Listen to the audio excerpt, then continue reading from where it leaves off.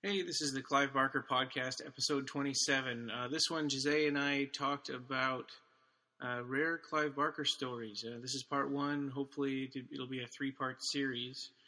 This one's a little shorter than our usual episode, but it's pretty good. If you're a Clive Barker fan, there's a lot of rare stuff in here, so enjoy. Hi, and welcome to the Clive Barker Podcast. Today we are Jose. Hi. And I'm Ryan, and so we'll start right into the news. So Hellraiser, the new Boom Studios Hellraiser comic is going to be launching into a new series called Hellraiser Dark Watch. And they've just kind of teased us a little bit about it. We know that Clive Barker's going to be co-writing, and it's the same writer that was doing Hellraiser The Road Below. And what Hellraiser The Road Below is it's a little, like I think a 3 or 4 part mini series that kind of goes through Kirsty's experience with Pinhead when she first goes to hell. Okay. In the old series. So I actually had to kind of go back and asked Mark Miller where does this take place in the series, because I got kind of confused, but okay. So the writer so he kind of filled that in for me. Brendan Seifert. That's the writer who's doing this with Clive, and who's going to be the artist? I think it's a new guy, Tom Garcia. Yes, he's been doing the last few episodes. Well, it's kind of weird because there's him, and then there's like a couple of other guys that are doing art, like all in the same comic book. So it'll get confusing because within the same issue, you'll see a character look one way and then they look a different way on a different page. Sure. Yeah. Yeah. So hopefully they get that straightened out and just stick to one artist within an issue. Speaking of the Hellraiser art, have you seen the Christmas card that has been posted by Clive Barker with Pinhead? Yeah, wearing a Santa hat, and he's got a snowball in his hand instead of the puzzle box. That looks amazing, yeah. I just saw that before we started. So that was cute. Yeah. Well, our next thing is Rock Love Jewelry. So this company that makes jewelry, they've taken 3 designs of Clive Barker to make jewelry out of. Mm-hmm. It reminds me of the early 90s when Imagica was coming out. And, I have this paperback that has this vortex, like a galaxy thing, like a spiral galaxy. And you have all these golden things like floating in that galaxy. I don't know if you've ever seen that paperback cover. Mm-hmm. This jewelry kind of reminds me of the things that are floating in that spiral of light or something. Similar shapes. Yeah. Well, that's cool. Yeah. Yeah, and there are 3 designs right now. I have no idea if they're going to do more. But it's kind of cool. If you want some Clive Barker inspired design in jewelry, then that's there. Mm-hmm. And something that we just saw recently, you and I, and probably not a whole lot of other people know about this, but Phil and Sarah Stokes from Revelation's Clive Barker official website. We've talked before about how they're doing a making of Nightbreed book, but they're also working on a making of Hellraiser book. Yes, they are, and we just had this information from them that they finally got permission from Studio Blessing to add everything in their archive right now to the making of Hellraiser book, the first movie only, that Phil and Sarah have been drafting for the last 3 years with Clive's archive. So it's going to be an official book project, and I guess they'll keep us posted. Cool. Yeah. So it kind of makes me wonder what else they're working on, if they've got a making of Lord of Illusions project going on too. Oh, that'd be great. Yeah, I don't want to start any rumors, but who knows? No, and obviously they didn't say anything about that. We're just speculating. Yeah, but wouldn't that be great? Because Lord of Illusions is one of those movies that I'm sure Clive Barker has all the stuff that, was created for the movie. I think he probably has that, because that was probably the movie that he had the most directive creative control over. So I'm pretty sure there will be a lot of stuff. But the Hellraiser one is going to be the money that he made from that movie. He bought the house that he lives in with, and the other house that he uses as his office, or in Seraphim Studios. So. Or Seraphim Films office. So I would imagine that he's probably got everything there. And a little known thing for you Barkerhead fans out there, one of his houses has a gate that has like a statue of the Seraphim symbol, the angel, and on the other side of the gate there's like a head of Nyx, a bust of Nyx. So it's on the gate outside his house. That's really cool. Hellraiser is going to be really interesting, even because there's also going to be a new book coming out this year, recently, I hope, soon, which is going to be Paul Kane's Hellraisers, which is going to be a book about interviews with a lot of people involved with the Hellraiser movies, actors, people involved with the special effects, and Clive Barker as well, I think. So I actually pre-ordered that book 6 months ago, and I think it's coming out now. It should have come out this month, I think. I need to check up on that. Maybe there might have been some delay because I haven't gotten any information about it yet. But I need to send Paul Kane a message and ask him about it. But definitely this Hellraisers book is coming out. It's going to be a book of interviews with the people directly connected to the Hellraiser franchise. I'm guessing the first. Well, that should be really cool. Yeah, that should. We've interviewed a few people involved in Hellraiser, and it's been great. Actually, that reminds me, I didn't put this on our notes, but the Weave World 25th Anniversary Edition is probably coming out really soon because Clive Barker showed pictures on his Facebook page of it. Yeah, I've seen some pictures of the Richard Kirk art.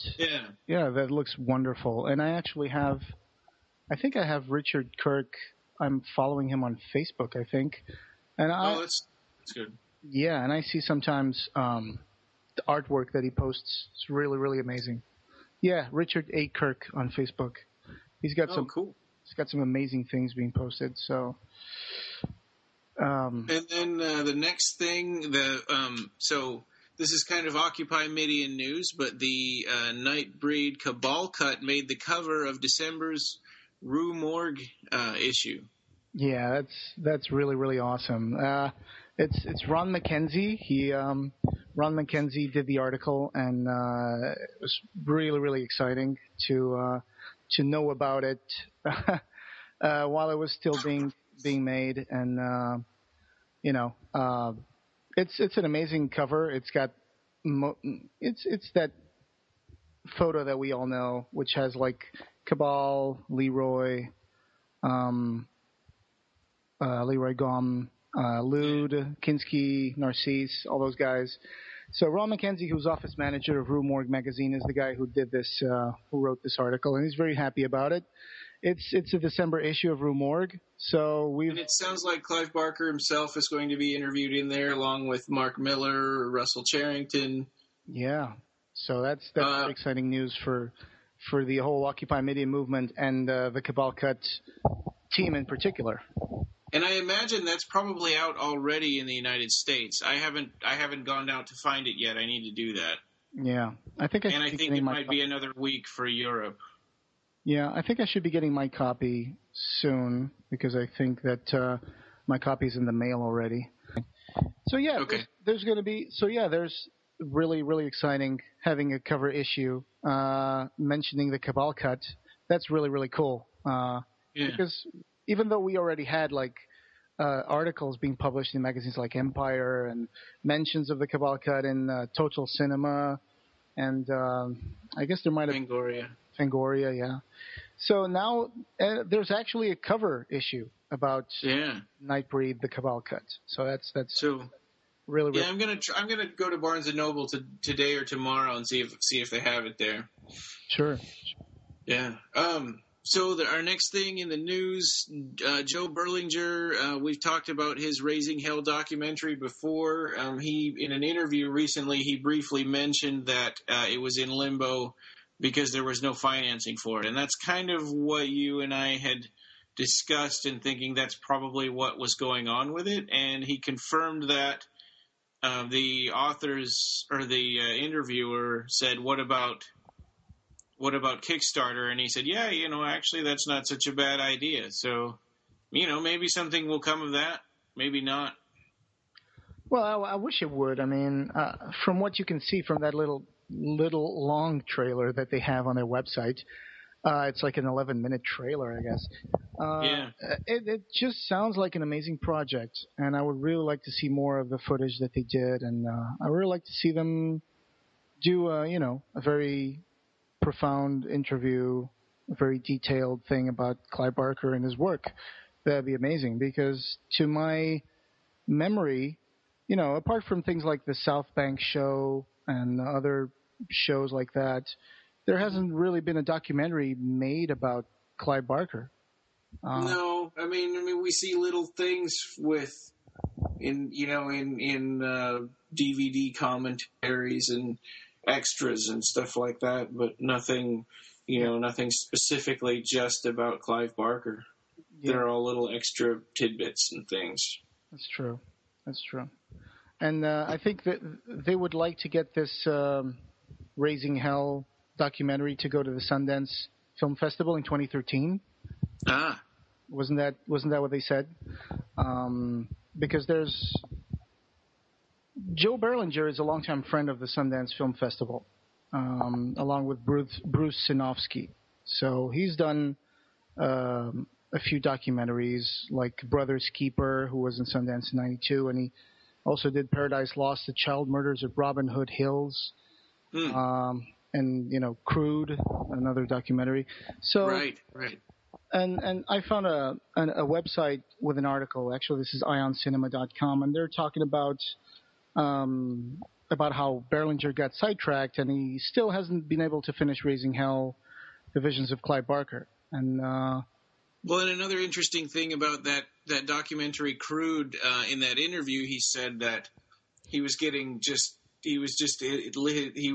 sued by oil companies for making that movie, and he used Kickstarter to raise money just to help pay some of his legal fees. Oh wow, that's not a good situation to be in. Yeah. No, yeah, poor guy. I mean, that's awful. This all started when he interviewed Clive for that Honda D'Impost Dream. Yeah, that thing about dreams. Yeah, that was in 2009. So that's when he embarked on the creation of the documentary.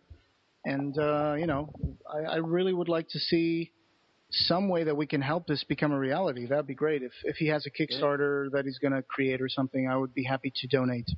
So yeah. Yeah, me too. So our main topic today is rare stories, and these are short stories of Clive's, or that he participated in, that didn't end up in the Books of Blood. So our first one chronologically is Lost Souls, and that first appeared in Time Out magazine in 1985. And in the United States, its first appearance is in a book called Cutting Edge, which is a compilation of short stories by different various authors.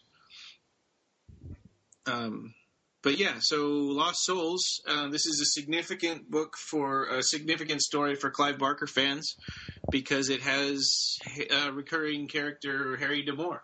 Yeah, I love that guy. Yeah, I think it might have been probably the first time he ever showed up in a Clive Barker story, right? Oh yeah, we talked about this before. I think we determined that maybe The Last Illusion came before this. Oh yeah, that's right. Yeah. Sorry, but it's really close. I mean, they're within the same year. Yeah. And it's interesting that this didn't make it into the Books of Blood, because the Books of Blood came out in 1985. So I don't know if this was a story that he wrote for it and decided not to put in there, and he put it in, submitted it to Time Out magazine instead. I wonder if he thought it was too short, or maybe he thought maybe he wanted to save that story, maybe to pursue later a different kind of project. Because we know sometimes Clive gets these inspirations and he goes like, "Oh, I'm going to put this on this pile so I can use it later for a book or something. Because then Harry Damour shows up in the books of the art, and ultimately he finally managed to mix Pinhead with Harry Damour, and now he's got a whole book with Harry Damour coming out as one of the main characters. So, Harry, like, to quote Clive Barker, that this is a quote that shows up every time Lost Souls is mentioned. There's this quote that accompanies the story, which says, Harry is an interesting combination. He springs out of the film noir detective tradition, but he also has his feet and hands deep into horror territory. Like me, he feels a tension between the ordinary world and the supernatural world. So that's what Clive Barker says about Harry, which gives it its edge, I guess, because if it was just a simple hard-boiled detective, like Raymond Chandler character, or like The Big Sleep, or Dashiell Hammett's books or something, maybe that would appeal more to a certain niche. But as it is, mixing it with supernatural horror, it gives it that special edge that gets the best of both worlds, both horror. Well, and it's really sorry. No. Yeah, and it's really interesting that the way Clive Barker looks at it is that he feels like he's somebody that wants to be uplifting and happy all the time, but he's constantly drawn to the darkness. Yeah, and I think that was something that he feels in common with this character, Harry Damour. I guess the thing about Damour, which I think was crystallized also in the movie The Lord of Illusions, is that Harry Damour is a marked man. He's a marked man in a lot of different planes of existence, I guess, because well, he's a marked man from being a hard-boiled detective. The press, keeps mentioning in Lord of Illusions, his friend is reading the newspaper and he says, "Oh, here's a news article about you, and it's talking about you," and they're kind of mentioning, Mr. Damour is not a stranger to this sort of activities, blah blah blah. Yeah. So he has a reputation, and then he also has. And all he wants to do is simple cases like insurance fraud, and he can't. Yeah. He just keeps getting drawn into these supernatural things that he doesn't want to be a part of.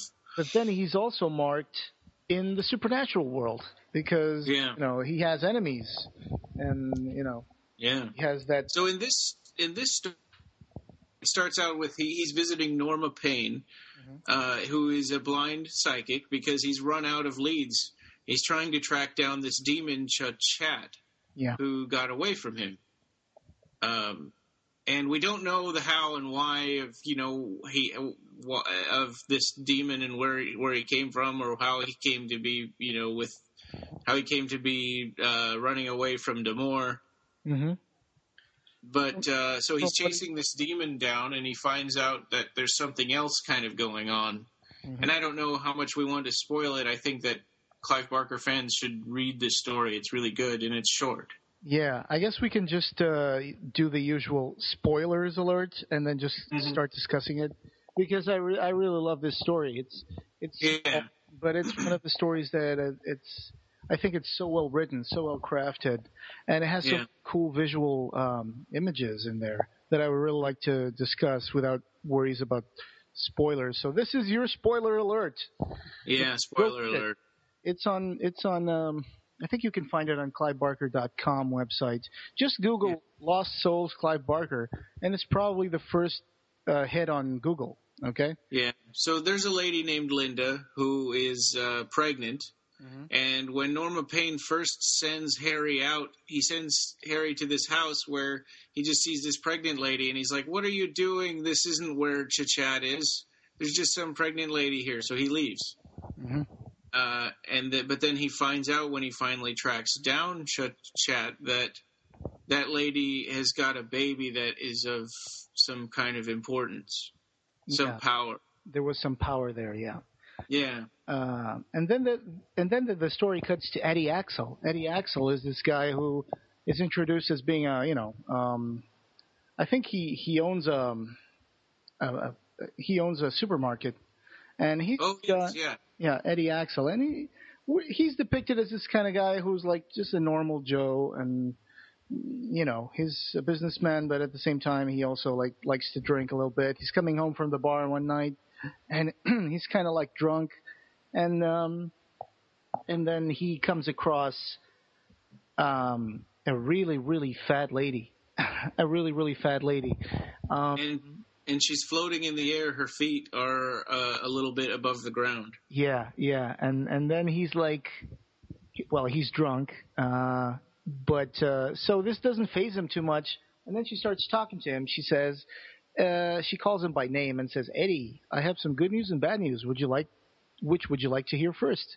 Mm-hmm. And he says the good. And she says, well, you're going to die tomorrow. And he's like, that's good. Yeah. And then she says, well, yeah, you're going into paradise. Isn't that nice? But the bad news is this is your soul. And then she sticks her hand inside her bosom and pulls out this scrawny-looking creature. And it's like, oh, this is your soul, this little creature here, this scrawny little scraggly animal is your soul. Because it's starved because you didn't do a lot of good deeds in your life, so your soul has been kind of atrophied or something.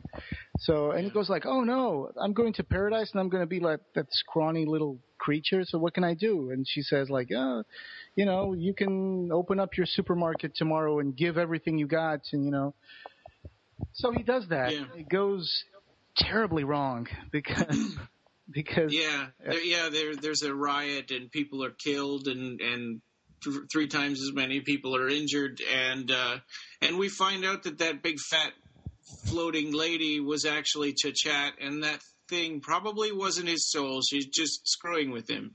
Trying to. Yeah. She's just deceiving him. It's demonic deceit. So. Yeah, and that's where Harry tracks Chachat down, because as the big fat woman, he can't run away really. Yeah, but one of the first few visual images that I really enjoyed is first the fat lady who's floating, mm-hmm. And then the second thing that I thought was impressive was when they're depicting after the riot, the cops are taking the victims away and they're talking to victims, and someone's carrying something inside a bucket. It's like a some poor guy got something ripped out of him and it's being taken away in a bucket. Oh jeez. Yeah. And another one says that they saw someone beating another person to death with a can of something. So yeah, like a can of corn or something like that. Yeah.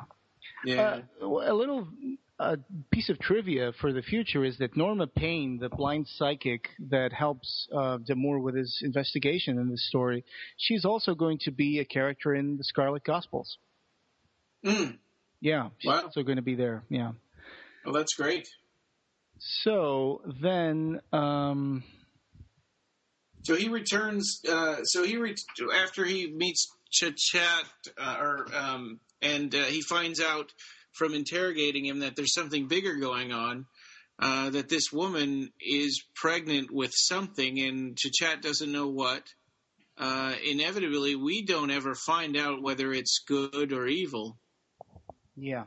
And there's a character called Duro Marchetti, I think that's how you pronounce it. Yeah. Also called the Cankerist. And he's employed by the Catholic Church to find these kind of miracles or black miracles or whatever they are and get rid of them, so that the church would be still the ultimate kind of authority on supernatural things.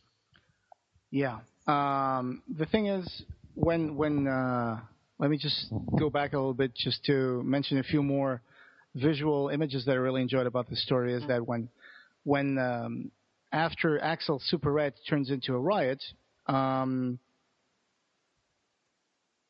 Harry finds Chat on the scene as the fat woman, and that's when he pursues Chat.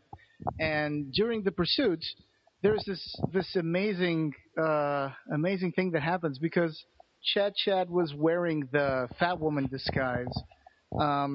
He's trying to run away from Harry Damour, but his weight is pinning him down. So what he does is he discards his disguise of a fat woman, just as someone would discard a jacket. So when Harry puts his hands on the fat lady, all of a sudden he pulls to try to bring down the demon that's running away, and he just pulls and tears, and you hear this horrible sound like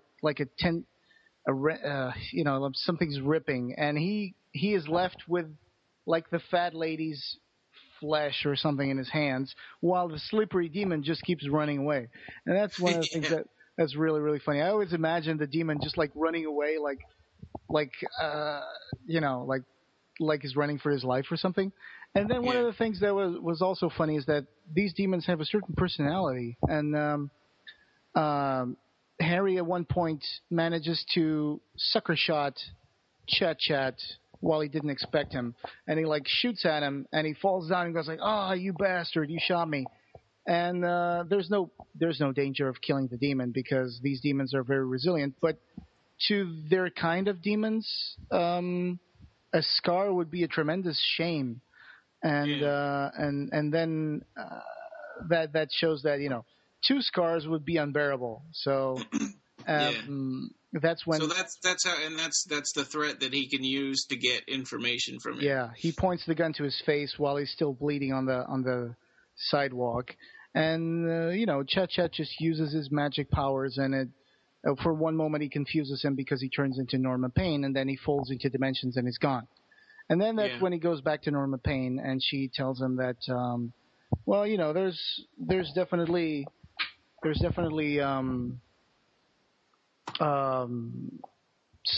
actually it's a demon that tells him this, that tells him to go to this hotel because there is something that's going to get loose that night. That it's a night of clear skies, and it's a cold night of clear skies, and things get born in nights like this. So, and this is also. There's also a lot of visual images that indicate to us that this is close to Christmas. Because there's one point where the cankerist is I think he's attending mass at St. Martin in the Fields or something. Mm-hmm. So, and then there's another point where he's listening to this lady singing on the street, and so it's in the winter time. It's close to Christmas, and something is going to get born in the city.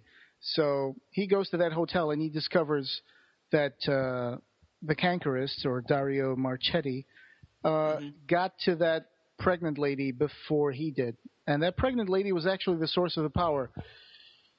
The amazing thing here that I really enjoy this concept is that when Marchetti tells him that there was power there and it could have gone either way, the fetus could have been something, miraculous or something evil. Evil, yeah. And then he says, there are some of us who believe there might be a surfeit of messiahs. And this is something that I always thought was pretty amazing. It's like, whoa, you mean like there could be another Jesus being born or something that would be something cyclical, like something that would be born with the potential to be either a savior or a antichrist or something. And so the Vatican employs this guy to get rid of those things before. Fear of the unknown, right? And they're comfortable where they are. Yeah, even though they might be killing the second coming of Christ, So that's depicting the Vatican in a very evil kind of light, like employing these sacred assassins or something. Yeah. So I always thought that this Marchetti and Kiss Curl, who is this guy who is his muscle, this guy that's called Kiss Curl because he's got a curl that's like glued to his forehead in the shape of a kind of a lips or a heart or something. So there's another character named Kiss Curl Carlotti in the Aberrat books as well. Oh yeah. That's well spotted. Yeah. So there is a painting in Aberrat. Yeah, there's a painting in Aberrat which kind of reminds me of my own idea of this character with a kiss curl on his head. Mm-hmm. It's a guy with big ears, and then he's got like a single curl of hair. Yeah. So I guess it's a recurring image that Clive Barker likes to use. Yeah. So always reminds me also of those two guys in Lord of Illusions. The two guys in Lord of Illusions. Butterfield and yeah, I forgot. I can't think of his name. The crazy one that doesn't seem to feel pain. Yeah, yeah. I always get reminded of those, even though they're not very similar. But yeah. So I really like this story, and it's the perfect Christmas story. It's a perfect Christmas story. For anybody out there who's thinking about reading a nice bedtime story during this holiday season. So it's kind of interesting how no matter how much he knows, and he's obviously more experienced with the supernatural than anyone else, than other people, but he still always seems to be in over his head. Yeah, it's like there's something that happens that saves him, or there's some last minute. In this case, it's like he got there too late, basically. So there was, and then there's, of course, he's being held back by the Kiss Curl guy who has like a knife to his back, and he's like, well, you better just shuffle on out of here, whatever you thought you were going to do, you didn't make it on time. So, but anyway, so in this story, he doesn't really manage to accomplish his goals. No. Which thing that, for example, Lord of Illusions, that doesn't happen. Or The Last Illusion. He actually does manage to save the soul of Swan. But in this one, he loses. But still, he managed to get a shot at Chat, so that's not a complete loss. Yeah. So, that's, we're going to probably recommend most of these, but that's highly recommended. And a lot, and Clive Barker fans mostly all love Harry D'Amour as a recurring character and would like to see more things like that. Common elements that tie his different stories together. Okay. Well, our next one is Coming to Grief, and that first appeared in 1988 in a short story anthology, again with lots of different writers. It's called Primeval. Mm-hmm. Unfortunately, I tried to mail you a copy of this book and it got lost somewhere. Yeah, it might have gotten lost in transit, or it might have been stuck in customs, and I still haven't gotten anything telling it's in customs. That could happen, That could happen. Usually. Well, that's Coming to Grief. This is a story about a woman she's married and she normally lives in Hong Kong, but she's returning to Liverpool because her mother just died, and she was an only child. Her father was already dead. So she's having to sort through her mother's things and just, kind of quietly by herself in the house, and sort of reminiscing about a creature that she remembers seeing. Oh. Yeah. So there was a walkway, and it's high up over a gravel pit or a quarry, and it's called she calls it the Boogie Walk. And she used to see this creature, and every time she would look at it, it would see her, and it would sort of freeze, and its skin would blend into the rocks. Oh, like a chameleon? Yeah. Oh, okay. Yeah, so she kind of thinks of this as this childhood fear that's not something that really happened, and so she would test herself by taking this walk, and she meets a friend named Judy. And who, she takes the boogie walk to get to Judy's house to meet with her, she never is really totally overcome with grief. At her mother's death, she just feels a little guilty because all she wants to do is get back home to her husband, and doesn't really want to have to deal with all of her mother's things. Okay.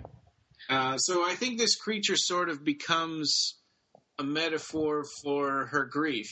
There are other people there was another person by the end, and this is another spoiler, but there was another person by the end of the story who sees the creature and is kind of pulled down through a gap in the walk. Uh-huh. And he was someone his wife had just died and he couldn't handle it. Oh, okay. I see how that would be a metaphor then. It's like he was swallowed by grief or something. Yeah, exactly. Literally. Okay. Yeah. So it's kind of an interesting book or story, and I think that at the beginning when you hear her talking about how she had outgrown Liverpool and she had become a much more sophisticated person and, living away from there. You can see echoes of the way Clive Barker probably feels when he comes home. Yeah.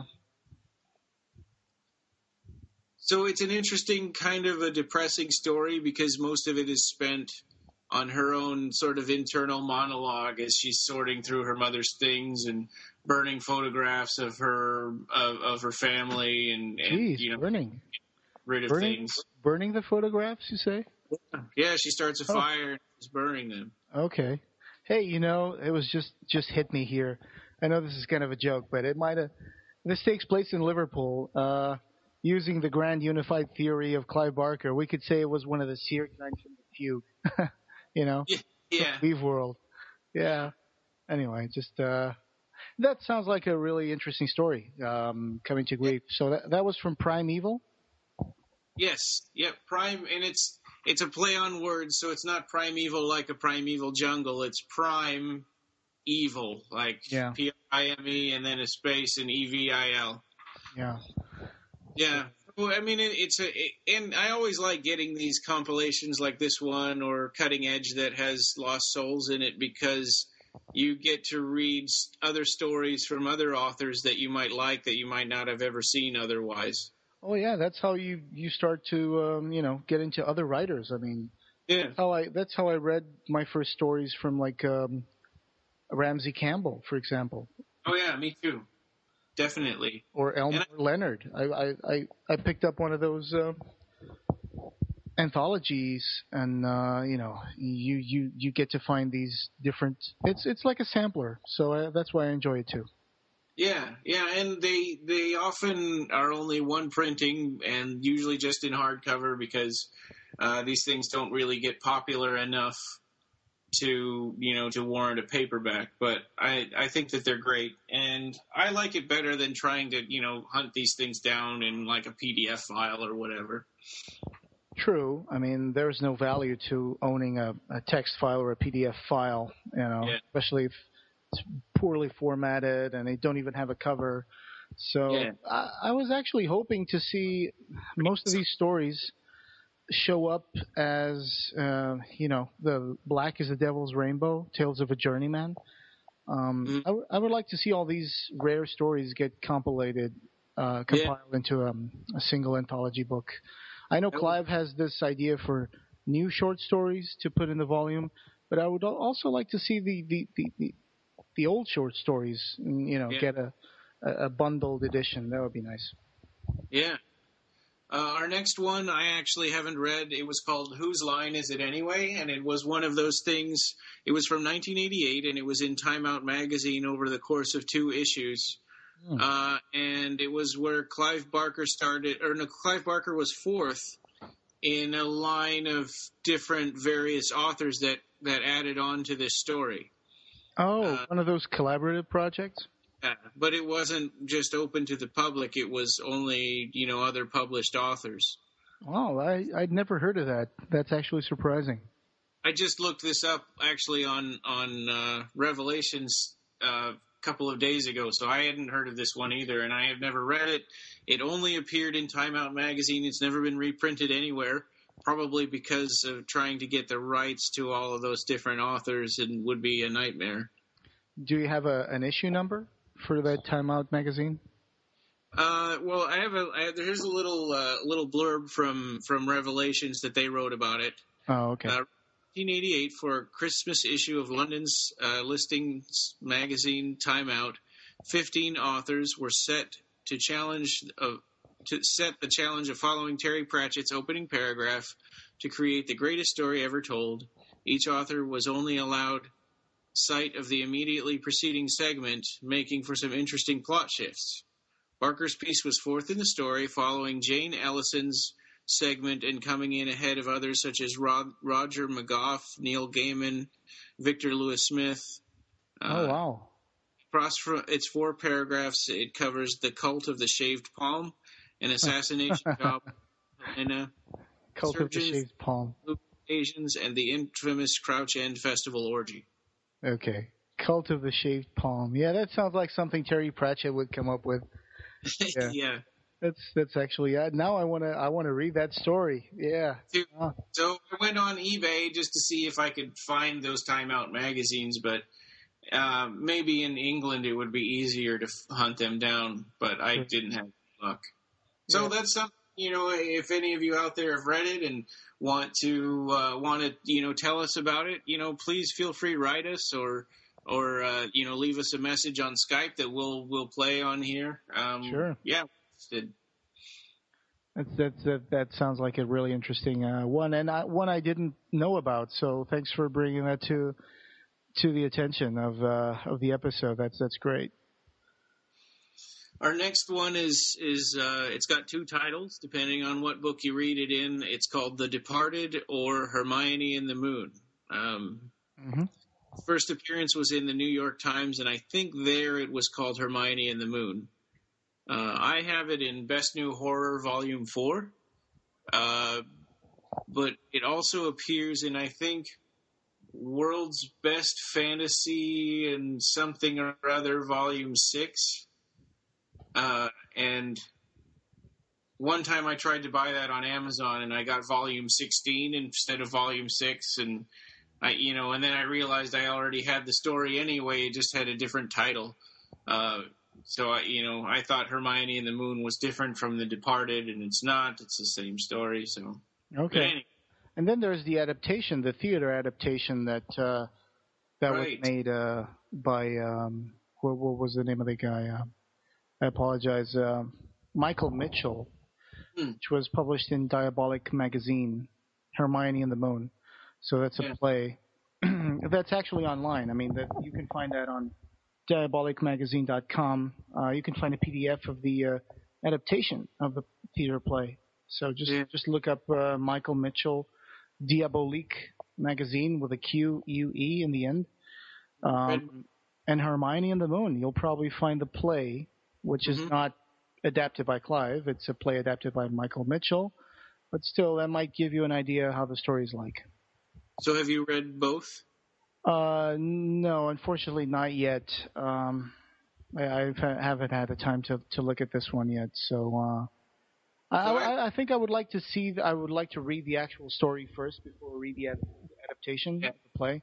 I would prefer to have the original story read first.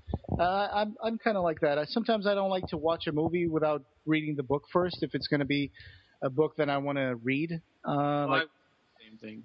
Yeah. For example, I read the Exorcist book before I ever saw the movie. Even though The Exorcist had been around for years and years and years, and I was like, well, I would like to see The Exorcist, but I would like to read the book first because everybody kept talking so good. So everybody said the book was great, so I decided to read the book first, and then I saw the movie. So that's one of the things that Anyway, but what's it about? So we start out with Hermione, and we find out immediately that she is dead. Oh. So she made a friend in sort of the she's a ghost that's hanging around in the normal living world, and she made a friend who's also a ghost named Rice. Okay. So it's getting close. It's Halloween, and one interesting thing about ghosts is the sun burns them, which you see that in other ghost stories sometimes. They can't be out in the day, the sun burns them. But she kind of wonders why the moon doesn't, because the moon reflects sunlight. And she says, why don't the stars burn us? Because those are all little suns. And she has a point. Yeah. Yeah, so she's wondering that, and then through the course of the story, she kind of decides, you know what? The one thing I don't regret dying, and I don't. She said she wished that she hadn't dedicated so much time to love because her ex-husband was a jerk, and and it was a waste of her time. She regrets that she didn't spend more time with her 6-year-old son. His name is Finn. So Hermione was a full-grown woman. For some reason, I had this idea that Hermione would be a little girl or something. No, she was full grown. Okay. You get the feeling they don't really say how she died, and she's not that old, so I don't know what it was that happened to her. But she decides she wants to go visit Finn, and she knows that Finn is living with her sister. So she goes to visit her sister, and she sees her ex-husband there, and it's like, oh my God, what is happening? What's he doing here? And she realizes that her sister is now, involved with her ex-husband, Oh, who wow. is the mother of her son Finn. Yeah. And so she and Rice are standing there, and Rice is saying, I told you this wasn't a good idea, and there's this kind of running theme of, well, telling somebody not to do something is an invitation to do it, and so they, as ghosts, they're wearing clothes, they can be seen, but if they take off all their clothes and they're naked, then they're invisible. So it's like the Invisible Man. Yeah. Okay. Then the sister, they're standing there at the window looking in and seeing, the sister and the ex-husband and Finn. The ex-husband's name is Tom, Thom. Anyway, they're looking in through the window, and the sister says, "Did you just hear something?" And they look, and Hermione says something or yells, and the window shatters, and then she and Rice run away. And she says, "Okay, I want to try this again. It's Halloween. Let's just put sheets on and a mask, and we can walk out amongst all the regular people." Yeah. So the ex-husband is there with Finn her sister, and they're all wearing Halloween costumes. And she says, "Okay, Rice, you distract my ex-husband. I want to go talk to my son." And he says, "I keep telling you this is a bad idea." So they try to do that, but anyway, Tom is on to them. He pulls the mask off of Hermione and sees what he sees is rot. He sees like this decaying face. Oh, and geez. he knows that it's Hermione, and he says, and Rice says, "The reason that we don't get burned by the moon is because we belong to the moon. We're like the moon. We reflect the love of the people in our lives." Uh-huh. Since you don't have any love from this person, this ex-husband, that's what he sees. But then when she goes to talk to her son, he sees her like mother, this, yeah, bright, luminous thing. I think Clive Barker has a sketch of Hermione, probably as her son would see her. I actually just sent the link to you, and cool. It's from Clive Barker Info, so it's from Revelations. And there's this ink on paper sketch that Clive Barker did in '92. It's called Hermione and the Moon, and it's a beautiful sketch because it has a perfect balance of beauty and ugliness. If you look at it, and this will probably end up in the show notes, you can see that there's this beautiful woman, and her hair has this kind of like these extensions on her hair that make this awful looking face with eyes and teeth, but she herself is beautiful. So Get it right now. That's really neat. yeah, so that's interesting. So her husband would see her as an empty carcass, like a rotting carcass, because he didn't love her anymore. He didn't care about her, so there was no love there to reflect. But her kid would see her as the mom, I guess. So for a child, mother is everything. So And so I kind of am curious now about the stage adaptation because it's a very, very short story. So I wonder if they fleshed out, I guess that's sort of a pun, if they fleshed out the story, to make it longer. Well, it's online, so it's easy to find this PDF from Diabolic Magazine. Yeah, this is a really cool story. I was happy. I read it a long time ago in '92 when it first came out, and this was the first time I'd come back to it, and I didn't remember one single thing about the story. But now reading it again, I'm really happy that I did. It was really. It's a simple story, but really interesting, and it's got some nice ideas. All right. That sounds good. I'm going to read that story. I'm going to try to read the adaptation tonight, the theater adaptation anyway. Now I know the story anyway, so like I said, it's a short story. You can get the short story from Mm-hmm. New Horror Volume 4, and then like World's Best Science Fiction and Fantasy Volume 6. All right. So that's Hermione and the Moon. Yeah. Our next one, On Amon's Shore, appeared in 1992, the same year as The Departed. And this appeared in Demons and Deviants, which I think... Demons and Deviants? Is that the one that has a cover where, like, this character is opening up his chest or something, and there's a face coming out from underneath? Yeah. I think I remember the cover. And Fantico Enterprises. No, this is an actual published book. I thought it was I guess for some reason I always thought it was part of Dread, just fanzine thing, but they just got some cool stories in it. But yeah, it says a story from Steve Niles and a story from Peter Atkins, and of course, On Amon's Shore by Clive Barker. Mm-hmm. And the cool thing about this story, On Amon's Shore, is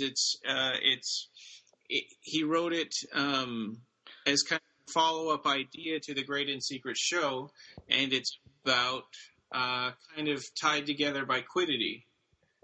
Okay, so anyway, there are these two characters, Beisho Fai and Ruta Luca, also who likes to be called Rudy, and they're sort of traveling adventurers, I guess, and they're in this city called Joom.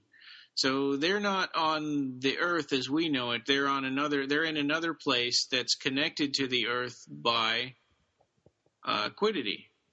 Uh-huh. So, but they're not like exactly on the shore of quiddity, and that was how I remembered it, but I was wrong. Isn't it like the archipelago of the Ephemeris, the islands that are in quiddity? And I thought that at first, but it's not. Okay.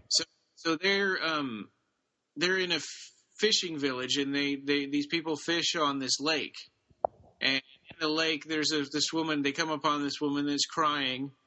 Loquo is her name, and she's crying because her brother was swallowed up by a fish. And they say, "Well, how do you know that he was swallowed by a fish?" And she says, "He's still alive. I can, our minds are connected because we're twins. Mm-hmm. He's still alive. I can feel it." But he's out there in the lake, and he's been swallowed by a fish. So they all hire a boat, ship's captain, and Beisho Fai and Ruta Luca, Rudy, go on the boat, but Loquo stays behind because he doesn't allow women on the boat. And they go out to find this creature, and it comes up to the surface, and it doesn't have any eyes or mouth. So then how did it swallow the guy? Part. So they spear it and haul it over to shore, and they cut it open, and they find her brother is inside of this thing with a woman, and they're naked. And so what it was the lake is connected to the Dream Sea. They believe that Dream Sea quiddity waters come up through the lake from underground. So he was out on the water, and he met this woman, and they were together, and you know how quiddity will sort of put incrustations around people if you're floating in it long enough? Yeah, I was just thinking about that part at the end of The Great and Secret Show when the two lovers are rescued from quiddity, and then they have those incrustations that just go away very, very slowly. So, yeah. Yeah, so that's what happened, and the woman had been speared through the head by the harpoon. So she was, and the brother was still alive.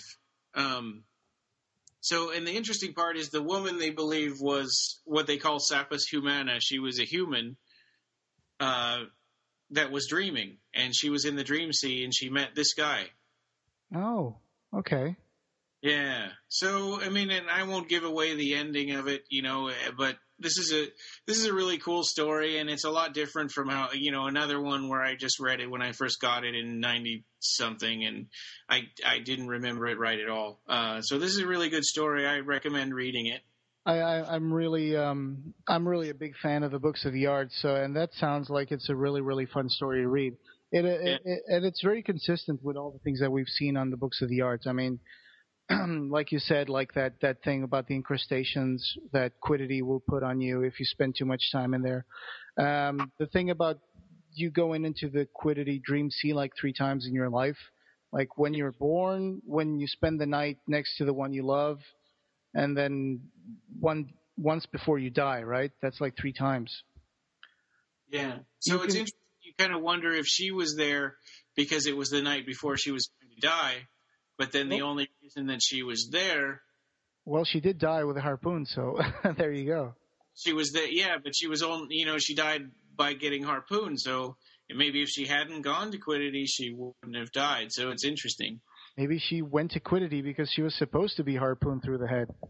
Yeah, yeah. That stuff will drive you crazy, like trying to figure out this stuff. But About yeah, about fate or destiny. yeah. So, but I always thought that they warned that if you could go like only dipping twice in quiddity, but if you went more than 3 or 4 times in quiddity, you would go insane.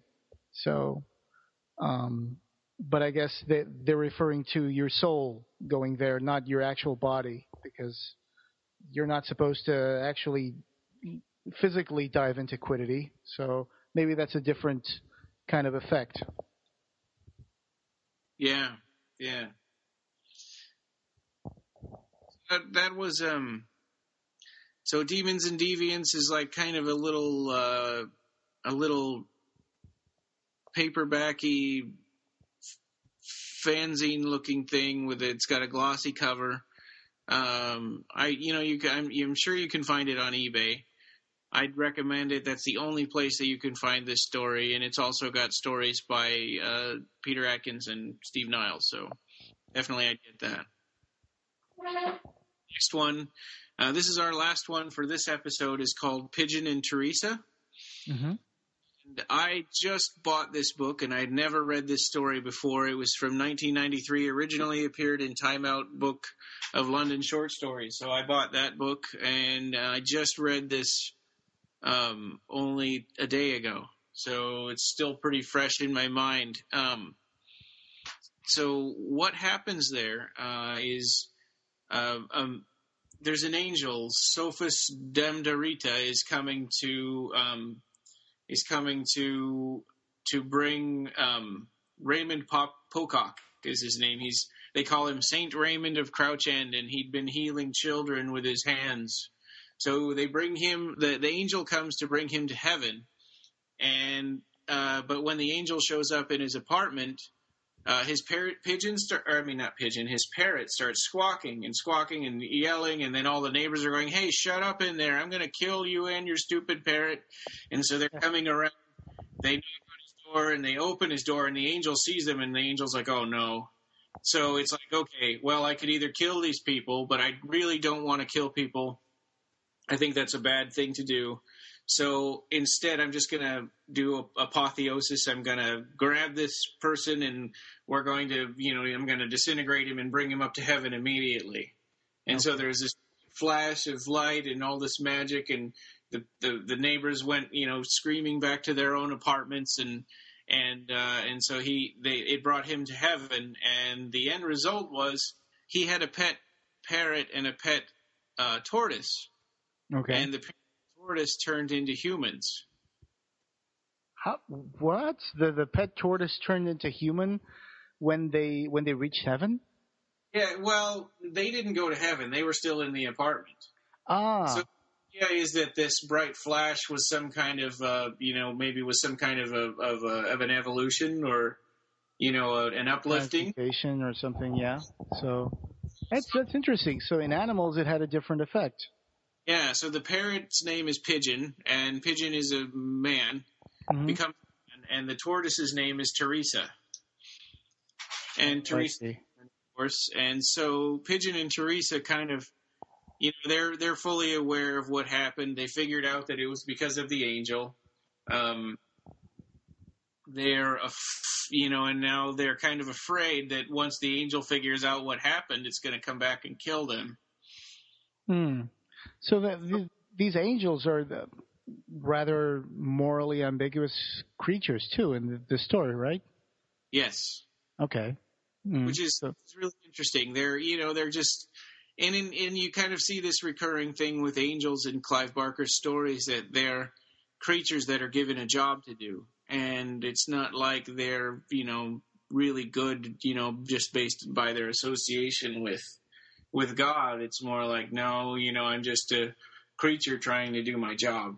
Sure, it's like their divinity is not. Their divinity is not inbred with them. It's something that they're just regular creatures with their own personality. So yeah, okay. Yeah. So, I won't give away the ending of the story. I mean, you haven't read it. So, I haven't read it yet. Yeah, that's true. But if you could find Time Out Book of London short stories, this was really good. I didn't read any of the other stories in there, so I don't know how good they are. I found it was interesting that this Time Out Book of London short stories, the stories were organized alphabetically by the author's last name. Uh-huh. I've never seen that before. Usually they're sort of thematically put together so that they have kind of a flow, like the way a record album is put together. Mm-hmm. But I haven't read the other stories, so I don't know. I don't know how good those are. But yeah, I really liked this one. It was done in 1993. It was kind of funny and sad all at the same time. Yeah. So anyway, I really recommend Pidgin and Theresa.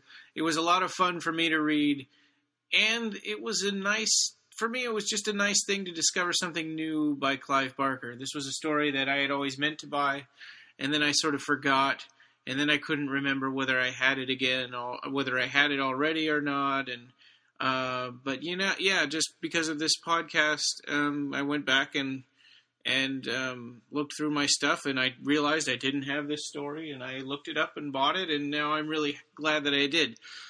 So anyway, Jose had to leave, but I just kind of wanted to finish up this podcast by saying that I hope that these, the next this episode and the next two will kind of give you some, if you feel like you've read everything of Clive's, will give you something to look forward to.